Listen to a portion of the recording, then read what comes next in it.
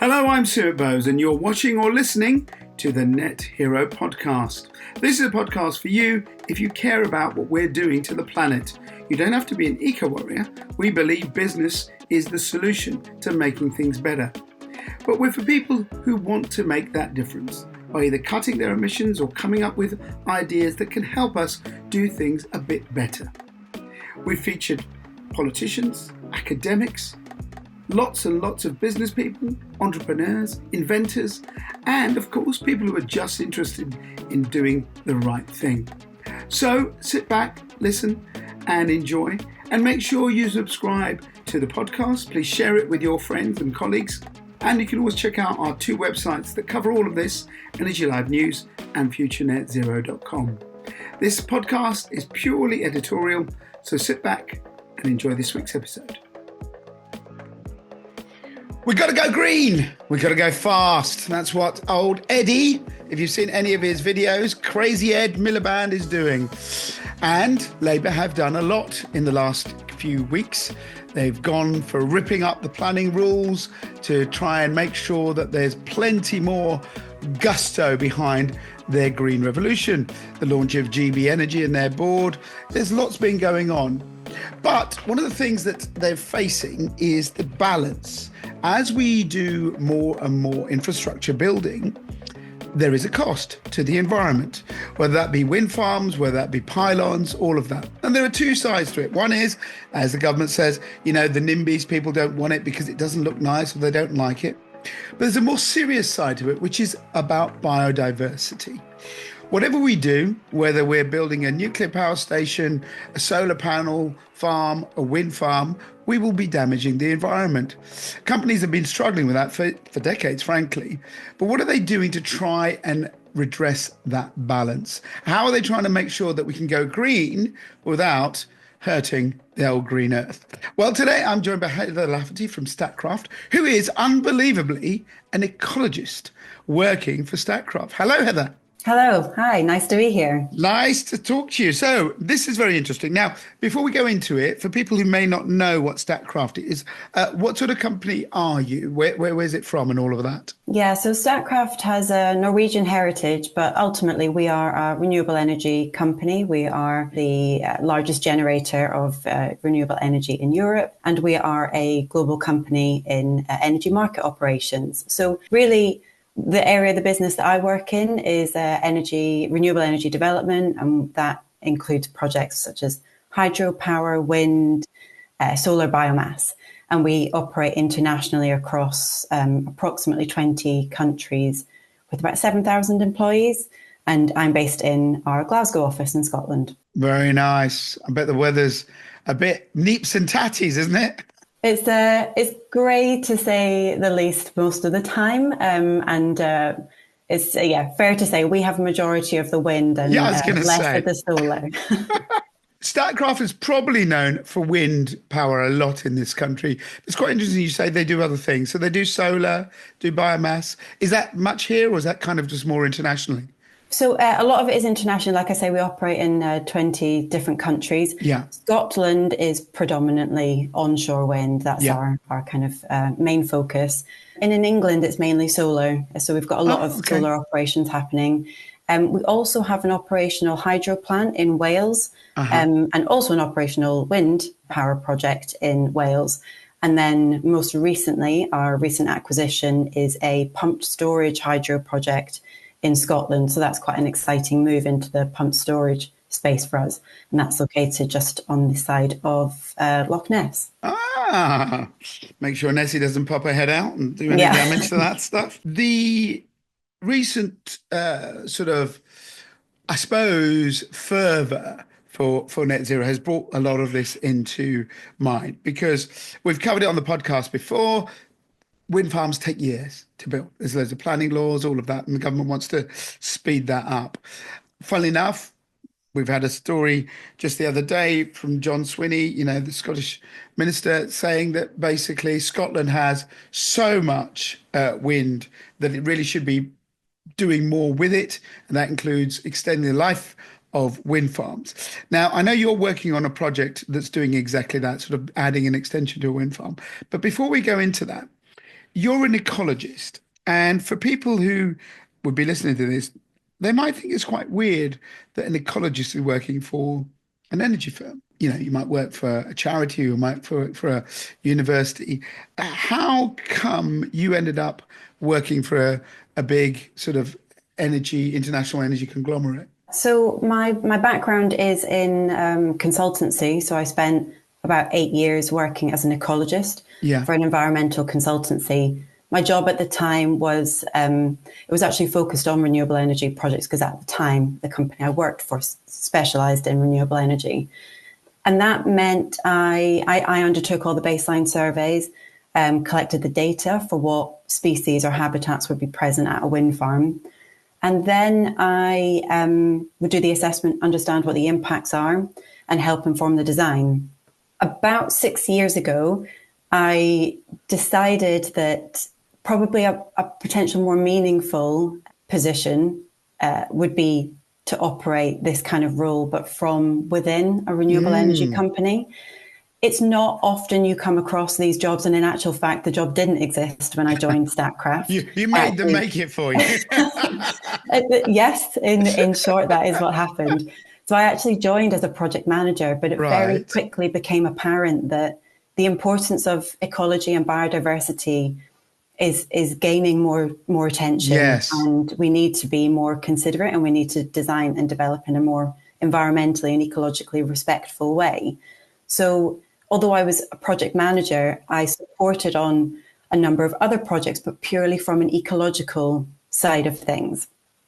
And so I decided that why not make this into a formal role, and eventually grow a formal team. So your question was, is it unusual to have this role in a developer? I would say it's less unusual now. Historically, yes, it was uncommon to find developers with internal ecology specialists, but now it's becoming more common. And I would say it's not limited to the renewable energy sector, because all developers require this sort of Yes. consideration. So whether it's road or railway or housing, we all need it. We all need to bear in mind the importance of it. It's not to say everybody has the team, but everybody is aware of it. It's really funny. If you look at what's been happening lately, I'm sure you're across it. You know, there was some sort of, scandalous comment about a million quid bat tunnel, and they were like, "This, who's taking the piss here?" and all of that stuff. And there's this kind of rush to develop now. The danger for the government, and I think they probably acknowledge it, is you can rush to develop because we need to push the 2030 target, but you got to do it in a way that this doesn't give lip service to this. So let's just take our viewers and listeners through the ecology of a wind farm, right? Now, I did a bit of biology, as we were talking about before we went on air, but just explain, because I don't think people get this. People would kind of get, you look for it and you kind of say, is it on a hill? Is there a lot of wind? Where would you stick the concrete and all of that? When you go to a site that someone's thinking about building a wind farm, you said you did surveys and all that. Explain what you're looking at. I mean, do you count the bugs? How does it work? And I think it's important to also recognise it's not just ecology that requires all these surveys. We do them for noise and hydrology and cultural heritage. So Right. the careful designing of a wind farm, or any project, but we'll focus on wind farms, Yeah. it considers all of these environmental components. Developers don't just drop some turbines on a location and hope for the best. So with ecology, it varies. Ecology is such a broad subject. Yeah. You have your bird specialists, but you also have your mammal specialists, and you have your habitat specialists. The types of surveys vary, again, depending on what it is you're doing. It can be back to basics. Somebody sits on a hill and they record flight activity. They sit there for 6 hours and they record flight activity. What, they just count the number of birds or species, do they? And they map it. Wow. They use a piece of paper and a pen, or some of them are moving towards technology, so iPads or tablets. But yeah, it's the basics. Where did that bird fly, and what height did they fly at? Oh, wow. And then that information is then used to understand how is it going to impact a bird that might, if the project was there, how would the bird navigate around it or navigate through it? This is their flying road. It's like their roadway sort of thing. Exactly. Yeah. Exactly. So if we found that a particular area hosts a lot of, again, let's just say bird activity, or there's a bird nest, we then have to look and see, is there something we can do with the design that will minimize the impact to that particular species?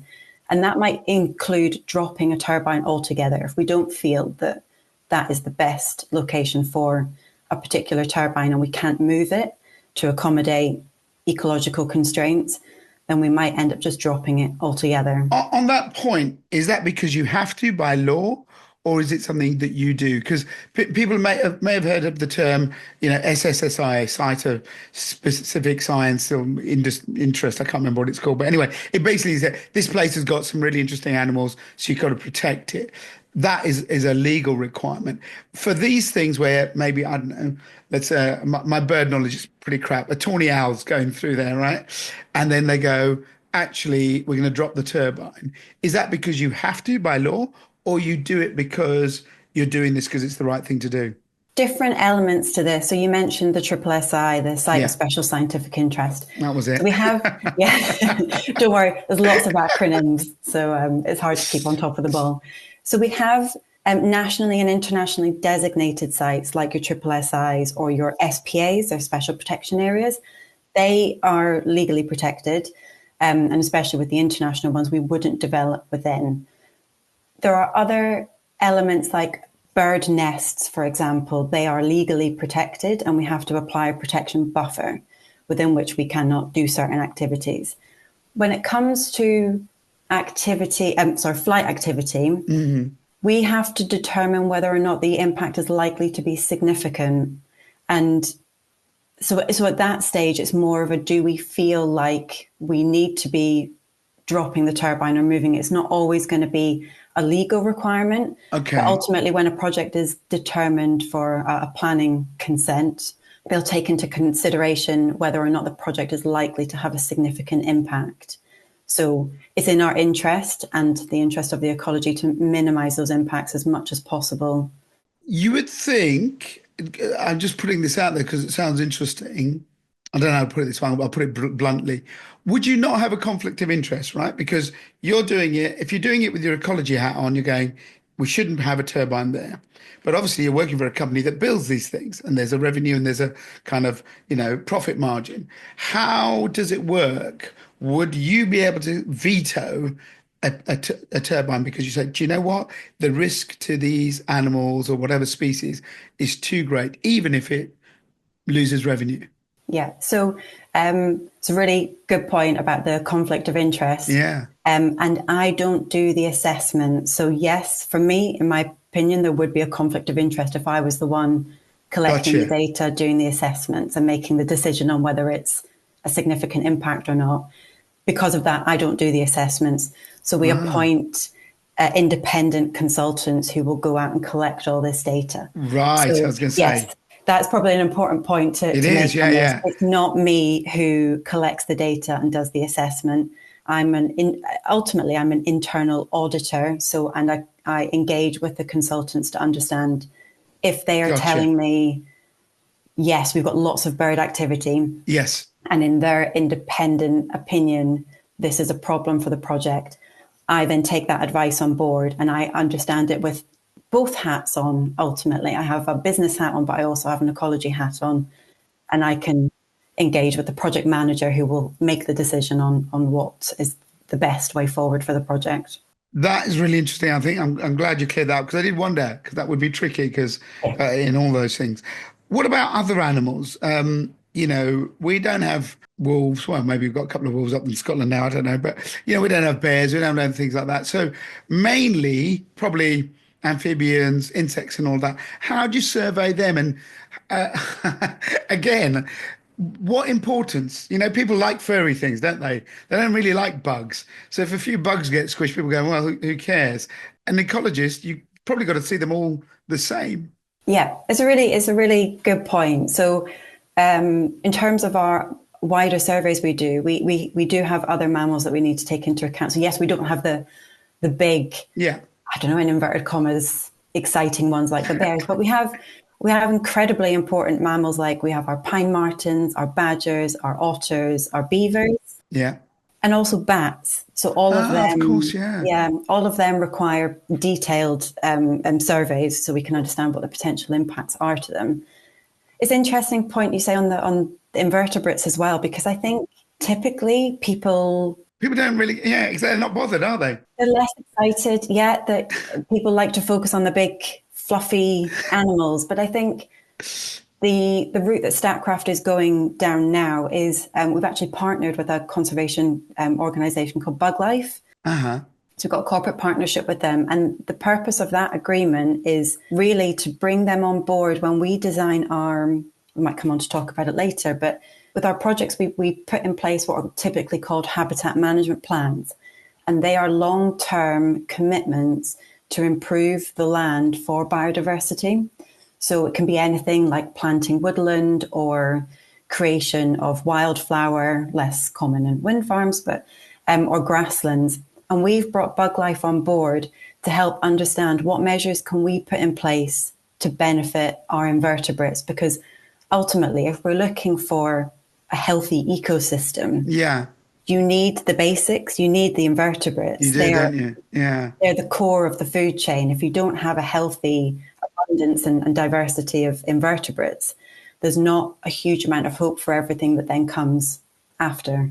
But people don't really care, like you said. They don't have that connection, do they? If they said, there's a few spiders here, then we're going to get rid of them. I don't think many people would bat an eyelid. But if you said, oh, there's some, lovely dormice and there's a beautiful rabbit that lives here, suddenly it's, Watership Down. That disconnect is quite strong, isn't it, for humans? It is. I would say people are becoming more aware of the importance of stuff like pollinators. So yeah, maybe Yes. spiders, it's Yeah. harder for them to relate to. But bees, certainly for my wife, yeah, definitely. Yeah, so I think people are becoming more aware of the importance of the slightly more forgotten about. So the bees and the butterflies are probably the ones that people relate to. My point to you is, do you have to give them exactly the same level of importance? People relate to birds, people relate to furry animals. Do you go, actually, hang on, this is a pathway where, I don't know, whatever it is, earthworms or certain beetles go, we've got to protect this. Or how does that work? Because do you see what I mean? It's kind of, we're putting a moral or a human importance on an animal or a creature based on what it looks like. There is a difference in terms of the level of survey efforts that we have to go to. Right. Yes. So in terms of what we have to do pre-application, we don't have to go out there and do detailed invertebrate surveys. So you don't have to count some grass and see how many bugs. No, and a lot of it is because the survey approach would just be unmanageable given the scale of the surveys we have to do. That being said, every time we go out to site to do surveys, and I say we, talking about our consultants, yes, they will collect any records of common lizards, common frogs, and they record them as more incidental. And likewise with any caterpillars they record, they can also be recorded. But it's one of the reasons we brought BugLife on board, was because they specifically focus on invertebrates. And so they have a really good understanding of maybe not necessarily exactly what species will definitely be on our site, but they'll know the general population trends, the general habitat type, what you would expect to find there. And then when we go forward, if we've got a consented project and we look to build it out, we want to make sure our habitats accommodate those kind of species as well. So it's a job where you get out, you put your wellies on and you go out and about then? Yep. Wellies, highly recommend woolly hat, woolly. Of course. And you've got a lot of midges in Scotland, haven't you? You've got to be careful. Yeah. I would say that the people I feel for most of all of those that sit doing their bird surveys or doing bat surveys in particular. Yeah. We've had, if you sit in the evening, dawn dusk, midges start to come out. Well, at any time of the day, the midges start to come out, but you're sat still as well. I know. They'll come for you. Yeah.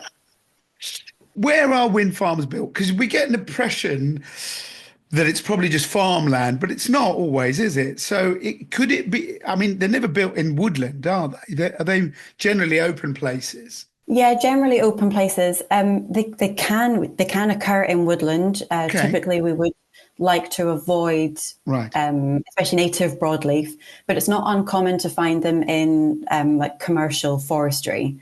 So, I mean, we have to assess how the forestry will affect the wind yield, but sometimes forestry is actually quite a good place for them, because from an Ah, ecological side of things, especially yeah, if it's commercial forestry, it's not always the most ecologically rich of habitats. Generally, it's quite. like a monoculture of trees or something. Exactly. And Yeah. actually, the footprint of a wind farm is very, very small. So it Okay. actually doesn't typically impact the habitats and the wider landscape as much as some might think. That, yeah, the tracks will maybe be 5 to 7 meters wide, and then you have your hard standing of the turbine. So when you actually look at the land take, it's relatively small.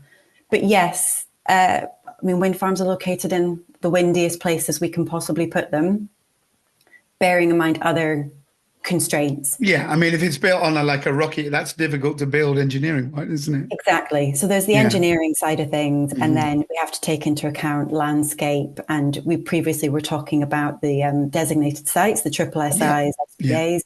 We can't build in there, or national parks. But the Right. first kind of port of call is how windy is the Uh-huh. area? Could Uh-huh. that accommodate a wind farm? You're doing some work on something called I think it's called Berry Burn. Is that right? Berry Burn Wind Yeah, Farm, yeah, which that's right. is a wind farm that's been around for about 10 years. Is it being extended because of all this stuff, which is we need more generation? Also, even the day we're recording this, there's a publication out from Renewable UK saying we need to extend the life of wind farms. So tell us about this extension.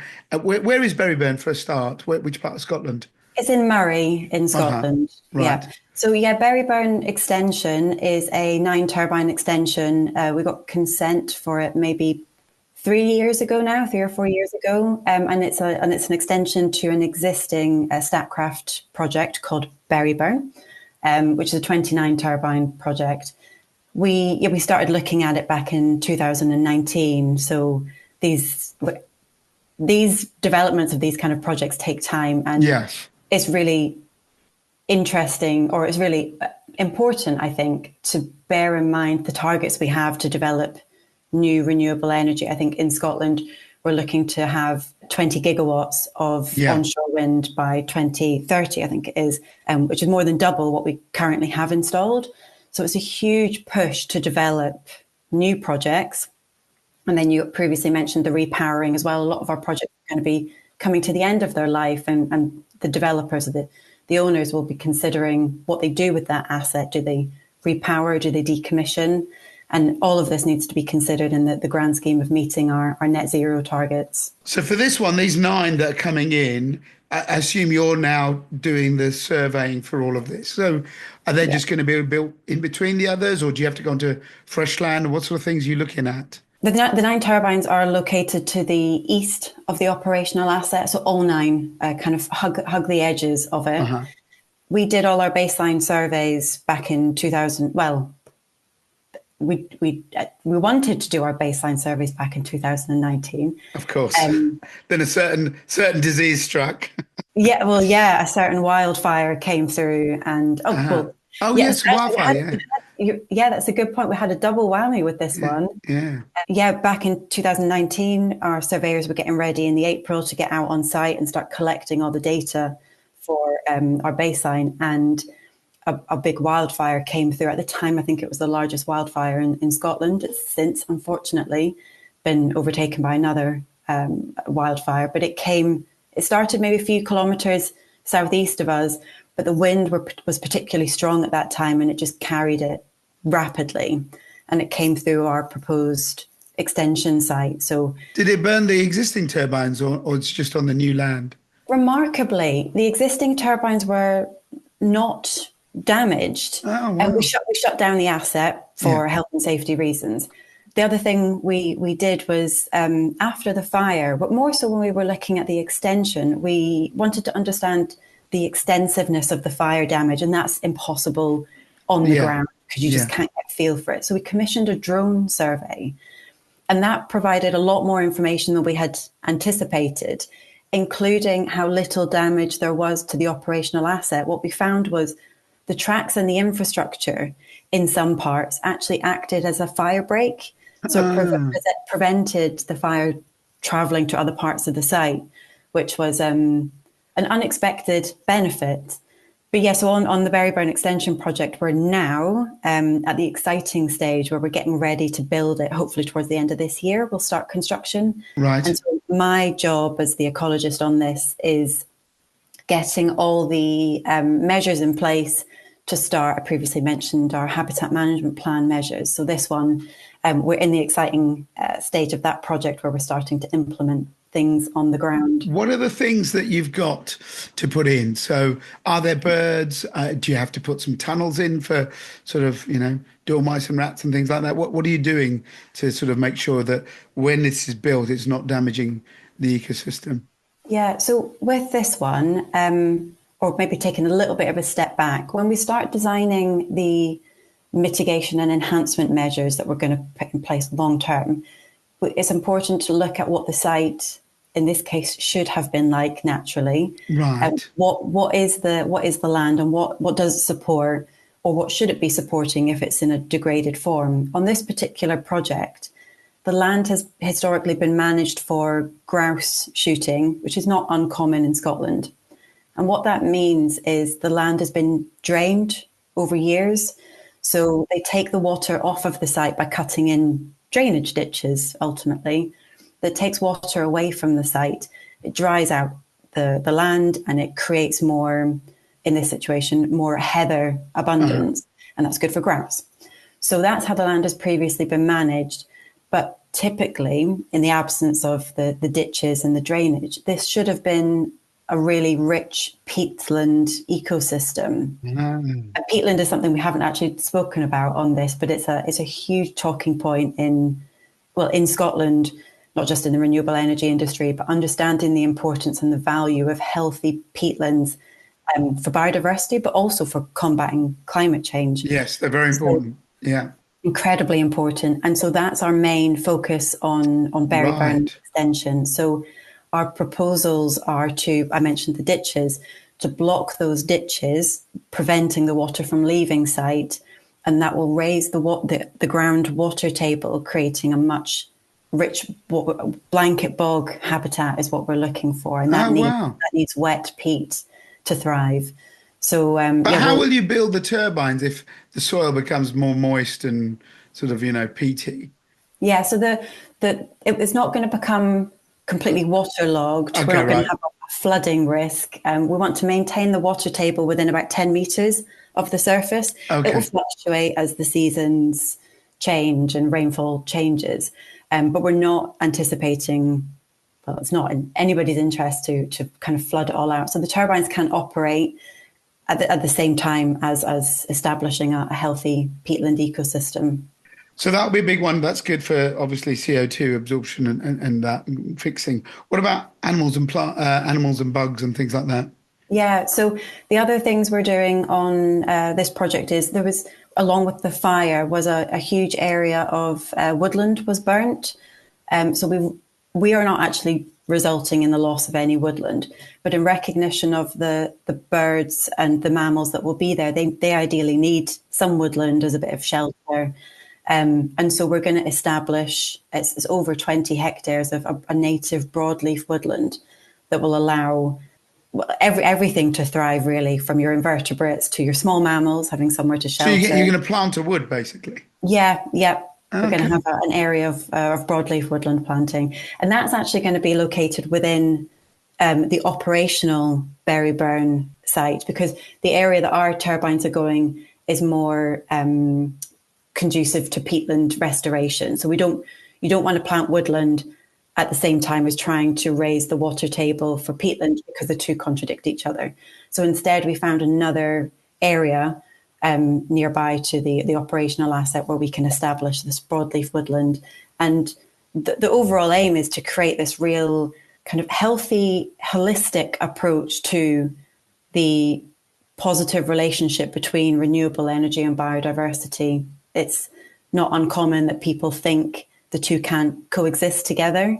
And certainly in the last few years, we're now starting to understand that not only can they coexist, but they need to coexist if we're going to combat both the climate crisis, but also the biodiversity crisis.